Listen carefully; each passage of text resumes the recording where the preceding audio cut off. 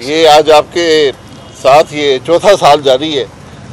2019 में केस बना, 2020 में अदालत में आए और अभी तक ना कोई गवाह आते हैं, ना पता चलता है केस है क्या। तो हम तो पहले दिन से कह रहे हैं कि इस अदालत में कैमरे लगाएं और पाकिस्तान के अवाम को दिखाएं कि कौन सा जुर्म हुआ है यहाँ पर। आप यकीन करें, हम जजों से भी पूछते हैं, नैब से पूछते हैं यार कि हमारा कसूर क्या है, हमारा जुर्म क्या है, लेकिन अभी तक पता नहीं चला। बहरहाल पिछली दफ़ा जो नैब का केस मेरे खिलाफ था वो 9 साल चला था, तो अभी तो सिर्फ 3.5 साल हुए हैं, तो ये भी चल जाएगा। नैब के बारे में लोग सवाल करते हैं, मैं हमेशा कहता हूँ नैब रहा तो मुल्क नहीं चलेगा। या आप मुल्क चलाएं या नैब चला लें। आप ये देख लें, मियाँ नवाज शरीफ साहब के केस आपके सामने हैं। 2018 में तारीख पीछे करके एन इलेक्शन के दौरान उनको कन्विक्ट किया गया।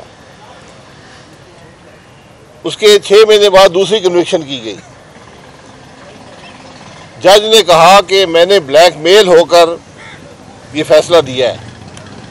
उसने कहा कि जज ने खुद कहा मरने से पहले कि मेरा फैसला झूठा है, गलत है। मॉनिटरिंग जज सुप्रीम कोर्ट का उस केस पर लगा हुआ था। आज 5 साल बाद मियाँ नवाज शरीफ को इस्लामाबाद हाई कोर्ट ने 5.5 साल के बाद एक्विट किया है, बरी कर दिया है। और लोग कहते हैं जी इंसाफ हो गया है। ये इंसाफ हो गया है? मियाँ नवाज शरीफ के 5 साल कौन वापस करेगा? उनका जेल का वक्त कौन वापस करेगा? उनकी जो हद तक इज्जत हो इसको कौन वापस करेगा? ये सवाल नैब में आने वाले हर शख्स का है कि आप जो ये तमाशे लगाते हैं, Javed Iqbal justice supreme court तो घर बैठा हुआ है। आज कोई है जो उसे सवाल कर सके तो जाली केस क्यों बना रहे थे? उन जजों से कौन पूछेगा तो तुम जाली फैसले क्यों करते थे? तो इंसाफ का निज़ाम तो ना हो, ये नाइंसाफ़ी का निज़ाम है। आज हम 9 साल में पहले अदालतों में पेश हुआ, अब 3.5 साल इस अदालत में हो गए, 4 साल इस्लामाबाद में हो गए। किसी दिन हमने हाथ डालना है जावेद इकबाल पर, एक दिन तो इंसाफ का आएगा ना। तो मैं आज भी कहता हूं कि ये नाइंसाफ़ी छोड़ें। जिस मुल्क का निज़ाम नाइंसाफ़ी पे मबनी हो वो मुल्क नहीं चलता। जिस मुल्क में उस मुल्क के वज़ीर-ए-आज़म को इंसाफ ना मिल सके, वो आदमी जो 3 दफ़ा वज़ीर-ए-आज़म रहा उसको इंसाफ ना मिले, वहाँ आम आदमी जो इन अदालतों में बैठे हुए, आप अंदर जाकर देख लें, अदालतें भरी हुई हैं, सिर्फ तारीखें मिलती हैं, ना कोई गवाह आता है, ना कोई केस है। तो अगर मुल्क के वज़ीर-ए-आज़म को इंसाफ नहीं मिलेगा तो गरीब आदमी को क्या इंसाफ मिलेगा? ये सवाल हैं जो आज मुल्क के लिए हैं। हम बातें बहुत करते हैं,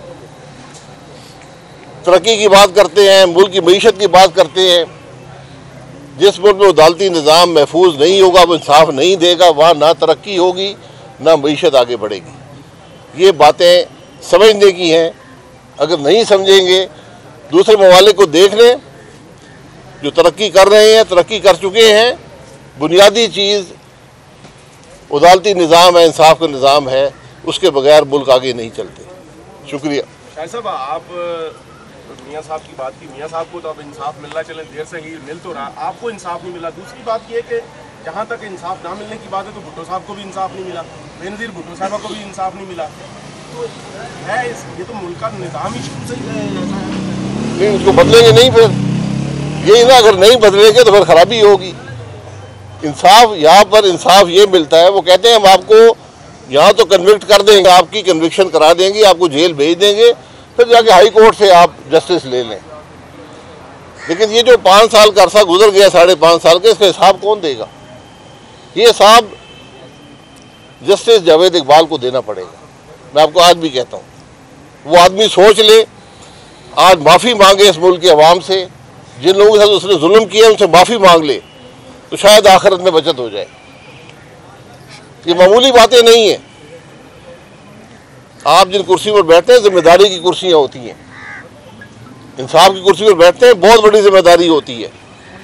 अगर आपको एहसास नहीं है, जो आदमी सुप्रीम कोर्ट का जज रहा हो और इस कुर्सी पर बैठकर झूठ बोले, नाइंसाफ़ी करे, जैली मुकदमे बनाए, उसका क्या एहतसाब नहीं होगा?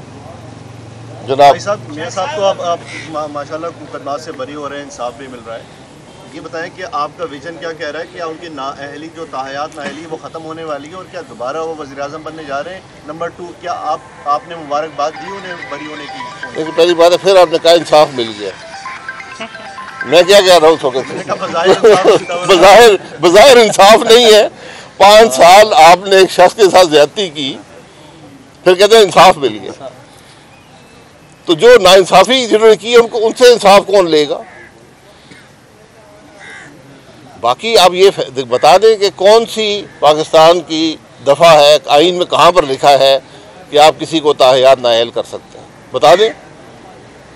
ये भी नाइंसाफ़ी है, ये बुनियादी हकूक़ की खिलाफ वर्जी है। आइन कहता है कि इलेक्शन लड़ना आपका आइनी हक है, बुनियादी हक है, सियासत करना आपका बुनियादी हक है। यहाँ पर मुल्क सुप्रीम कोर्ट है कि नहीं, मैं तुम्हें ताहयात नाअहल करता हूँ। ये कौन सा इंसाफ है? फिर आप कहेंगे, जब वापस हो जाएंगे, कहेंगे इंसाफ मिल गया। तो पहली बात है नाइंसाफ़ी ना किया करें ना, ताकि इंसाफ देने की जरूरत ही पेश ना आए। जी, जब अभी पहुंचे हैं ना, उनको भी इंसाफ देंगे इंशाल्लाह। जी, उनको भी इंसाफ दे दें। क्या इंसाफ देंगे? फांसी तो आपने लगा दिया। मैं ये कह रहा हूँ ना, ये फैसले, जाली फैसले करने से पहले सोचा करें कि मुल्क का कानून क्या है, दुनिया का कानून क्या है। अब फांसी के बाद आप क्या इंसाफ देंगे किसी को?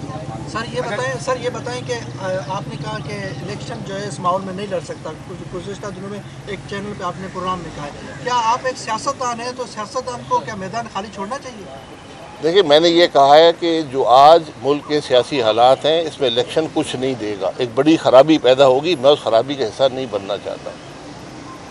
मैदान छोड़ने का मतलब एहतजाज होता है। जब मुझे जैसा आदमी जो 35 साल से सियासत में अगर ये बात कर रहा है, तो ज़रा उसको समझने की कोशिश करें मैं क्यों ये बात कर रहा हूँ। मैदान खाली हो जाते हैं, इंसान एक सांस की मार है, मैदान खाली हो जाता है। मैदान की बात नहीं है, बात मुल्क की है, बात निज़ाम की है, और बात इस मुल्क के 24 करोड़ अवाम की है कि उनका क्या बनेगा।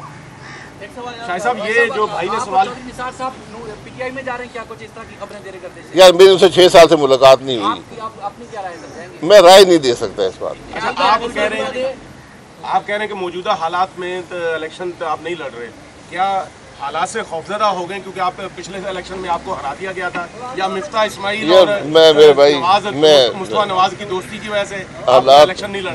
मेरा कोई दावा नहीं है, बट हालात से खौफजदगी नहीं होती है। अगर मियां साहब ने जितना मेरा इलेक्शन इस दफा आसान है, जिंदगी में कभी नहीं था। अगर मियां साहब आपसे मुलाकात करते हैं और वो आपको इलेक्शन लड़ने की दावत देते हैं, फिर क्या होगा? क्योंकि वो मुलाकात मफरूज़े पर मबनी सवाल मैं नहीं दे सकता। मैंने एक फैसला कर दिया है, उस फैसले से मैं पीछे नहीं हट सकता। सर, आपके लंदन में तो मुलाकातें हुई, यहाँ कोई आपको मियां साहब की तरफ से कोई दावत मिली है मुलाकात? नहीं, वो कल हुक्म करें, मैं 4 घंटे लगते हैं इस्लामाबाद से लाहौर तक, मैं चला जाऊँगा। लेकिन कुछ उसमें आगे बहस की गुंजाइश नहीं है मेरे फैसले। सर, ये बताइए, इलेक्शन में हिस्सा ना लेने की वजह क्या है? मतलब इस वक्त जो सियासी मामलात जो हैं, या कोई इस्टेब्लिशमेंट के मामलात आपको जो है वो बेहतर नहीं लग रहे, क्या वजूहत है? सिर्फ 41 टीवी प्रोग्रामों पर बता चुका हूँ कि क्यों नहीं। अब भी फिर आपको बता देता हूँ कि जो आज मुल्क की सियासत है, मेरा उससे इत्तेफाक नहीं है। सियासत इक़्तिदार के लिए ज़रूर होती है, लेकिन इक़्तिदार बराए इक़्तिदार नहीं होती। जब सियासत का मकसद सिर्फ इक़्तिदार रह जाए, फिर मामला बनता नहीं है। मुझे आज इक़्तिदार की सियासत नज़र आती है, इसका हिस्सा मैं नहीं बनना चाहता। ये इलेक्शन कुछ नहीं देंगे, ये बात याद रखें। अगर आज आपने तय ना किया कि मुल्क आगे कैसे चलेगा, ये इलेक्शन मजीद इंतशार का बायस हो। सर, आप नहीं चाह रहे क्या निगरान मुसलसल चले या कोई और आके बैठे? नहीं, मैं कह रहा हूँ इलेक्शन ज़रूर कराएं। इलेक्शन के बगैर गुजारा नहीं है। इलेक्शन कराएंगे, बगैर आगे का रास्ता तय किए तो खराबी होगी। इलेक्शन नहीं कराएंगे, उससे बड़ी खराबी होगी। अच्छा सर, अगर रास्ता क्या तय करें? रास्ता कौन सा तय करें इलेक्शन से पहले? वो तो बताइए। ये इंसाफ का रास्ता तय कर लें, मईशत का रास्ता तय कर लें, मुल्क में इदारों के दरमियान ताल्लुकात का रास्ता तय कर लें, मुल्क के अवाम के लिए क्या करेंगे ये रास्ता तय कर लें। आज 4 साल से 4 महीने से इंटरिम गवर्नमेंट है, किसी ने बात की है मुल्क के अवाम की, मुल्क की मईशत की, मुल्क के मसाइल की हल की? कोई कहता है लेवल प्लेइंग फील्ड नहीं है, सबको इक़्तिदार चाहिए, इक़्तिदार से मसला हल नहीं होगा। तो सर इस वक्त जो नून लीग की इलेक्शन लड़ने की मुहिम है तो वो भी सिर्फ इक़्तिदार की जंग ही लग रही है आपको? लेकिन मैं कह रहा हूँ सब आज इक़्तिदार की बात कर रहे हैं, मुझे अवाम के मसाइल की हल की बात नज़र नहीं आती।